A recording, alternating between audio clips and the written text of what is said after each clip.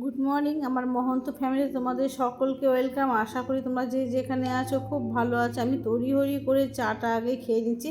আর এখন বাজে কিন্তু সকাল 5:30। দেখো এই মাত্র আমি বেরিয়ে পড়বো, মালদাতে যাব। সকাল সকাল ট্রেনে যাব, তো তার জন্যই তাড়াতাড়ি করে বেরিয়ে পড়লাম।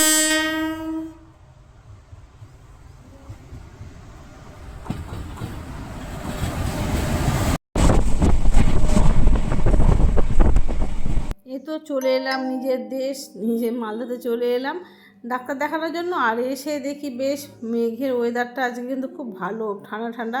তো দেখি সকাল আমার আসার আগে বৃষ্টি হয়ে গেছে।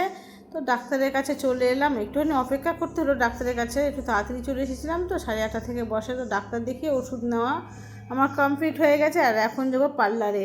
তো ভাবছিলাম পার্লারটা কখন খুলবে না খুলবে, না 10টার আগেই খুলেছিল। তো এখানে কিছুই তেমন করবো না, চুলটা একটু নিয়ে হেয়ার স্পা করবো, এত চুল পড়ছে তার জন্যই। তো আমি এর কাছে চুলও কাটি, চুল কিন্তু খুব সুন্দর কাটিয়ে দেয়।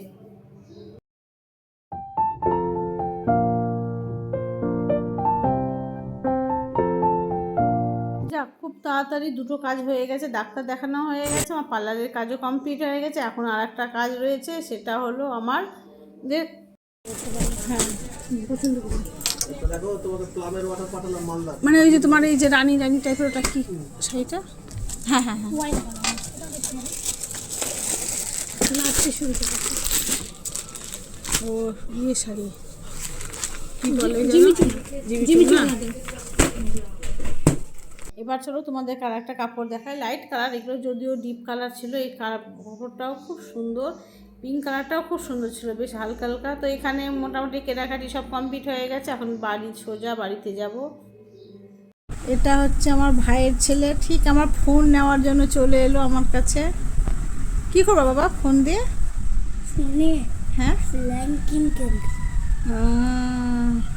আর এখানে তো সন্ধে হয়ে গেছে, ভাইয়ের মেয়ের খুব শরীর খারাপ, সর্দি টর্দি লেগেছে, তো ডাক্তারের কাছে নিয়ে যাচ্ছে ও।